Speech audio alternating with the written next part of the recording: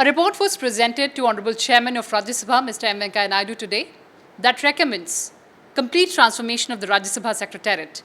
And joining me right now is the architect of the report, who's also the advisor to Honorable Chairman of Rajya Sabha, Mr. P.P.K. Ramachalu. Sir, welcome to Sansad TV and thank you so much for joining us. Take us through the key highlights of the report. See, first of all, let me tell you, this is the first of its kind study on the system improvement in the Rajya Sabha Secretariat. Over the last 5 years, Honorable Chairman has taken several initiatives, and he has felt that all these initiatives and the initiatives taken over the years during the last 70 years of Rajya Sabha, they need to be institutionalized, and the gaps that exist in the functioning of the Secretariat need to be addressed. So, for doing this, I held discussions, consultations with all the stakeholders like the divisional heads in the Secretariat and other officers, and I also held discussions with some chairmen of the committees. And in the report we have made about 150 recommendations under about 9 chapters. The first and foremost item is delegation of powers. During the last 70 years, administrative delegation in the Secretariat has not been done. So we have proposed that at every level of the officers, administrative power has to be delegated, so that things can happen very quickly, there is no delay, and things are very transparent. So we felt that at a undersecretary level, certain kinds of files or receipts can be cleared. At middle level, routine matters can be cleared, and policy matters can go to Joint Secretary and Secretary General, and if need be, Honorable Chairman. And under the delegation, we have also addressed one fact of a long level of file movement. In Rajya Sabha, we have about 10 layers or 10 levels of file movement, 8 or 10 like that. So we have addressed this issue. I have felt that it takes a very long time for each officer. If the file were to go through 8 to 9 or 10 layers, you can imagine each officer has to go through the file, and for everyone it takes time. So we try to address this issue, and we have tried to reduce it by about 50%. And then we have also addressed the financial delegation. The last financial delegation was done in 2009, and particularly in divisional head, Joint Secretary was given the financial powers of 1 lakh rupees. Yes. And over and above that, the Secretary General was to clear.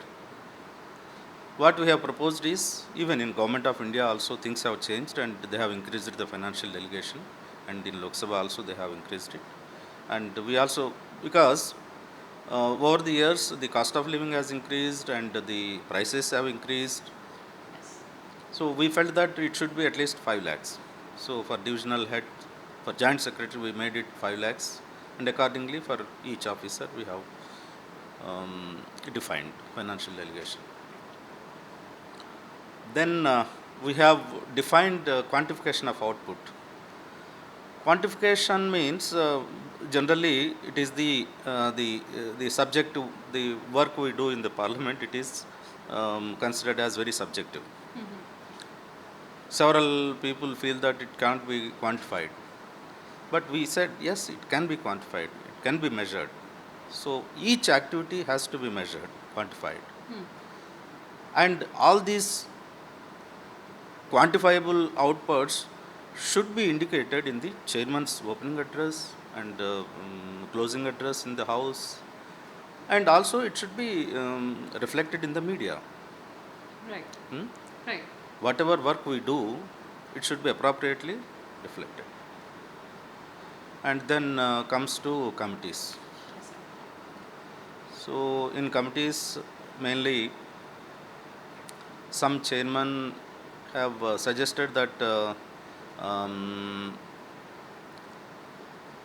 it is very difficult to adopt the report sometimes due to lack of quorum.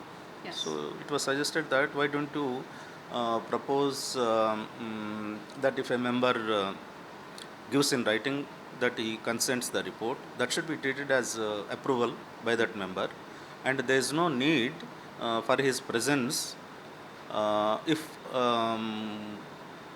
quorum issue arises.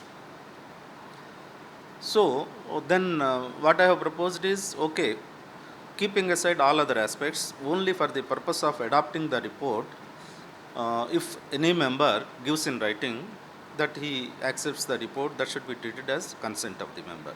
Right, sir. But, sir, a very interesting concept that we read today in the report was of committee R. Yeah. We've heard about zero hour, question hour. What would committee R entail? Generally, the committee reports are not discussed in the House, Yes. because whenever a committee report is presented, it goes to the government for implementation. Except some reports which require direct action by the House, like reports of the Rules Committee. All other committees' reports, they go to the government and executive, and they have to implement. But they never find mention in the proceedings of the House. Committee reports are not discussed. So we have received the suggestions that there should be some time when some committees' reports can be discussed. So I felt, yes, it's a good suggestion. We are having private members' business.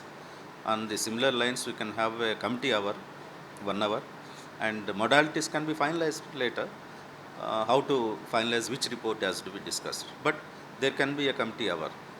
So it will be a new thing. And, Sir, yes, sir. yeah. Sir, if implemented, this would also give chance for the juniors to rise up Yeah. in the hierarchy. Yes, definitely.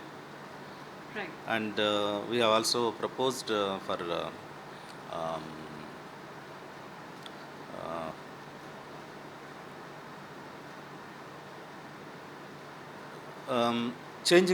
improving the structure of the committee reports, Yes. and then quality of the press release to be issued to media, Yes, sir. particularly on the committee reports, Yes, sir. because till recently, committee reports never used to find much mention in the Yes. um, media, including the House proceedings also. Very rarely they used to be mentioned, but committee reports very, very rarely.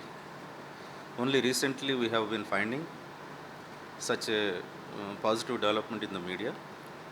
So I felt that this momentum has to be taken to forward, and effective press releases need to be prepared, and specific guidelines have been made, and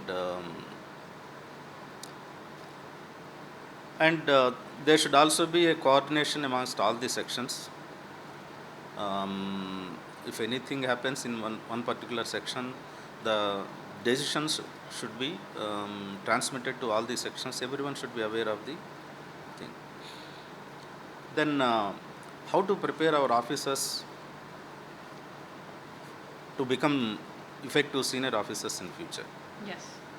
I have proposed there should be a transfer policy.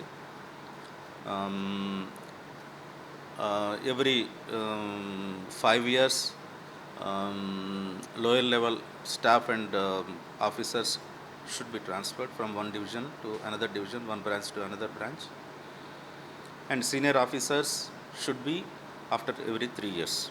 Right.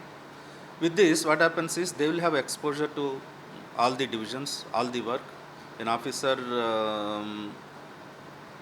who works in the NXC also will have an opportunity to work in the council, in the Rajya Sabha House. So if there is a need for an officer in the working in the administrative division to go to house related work, immediately should be in a position to take up the work. Then I have also proposed the revamping of the training programs for the officers and staff, increasing the budget for training, and then effectively utilize various institutions, including premier institutions like IIM, big universities, and also foreign institutes, for training them on leadership, management, financial management, and then lastly we need to have a very good team spirit in the secretariat. Right. For that, I have proposed that there should be regular cultural and sports activities, regular interaction amongst the officers and staff, and I have also proposed that there should be a quarterly newsletter, Okay. which should have all the developments that have taken place in the secretariat, and initially it can be for internal consumption, and if need arises it can be circulated outside also. So mainly these are the recommendations I have made. Absolutely, sir. So those are very important recommendations. On that note, thank you so much for talking to us. Thank you. Reporting from Parliament with camera person Jitendra Negi, I'm Kruti Mishra for Sansad Television.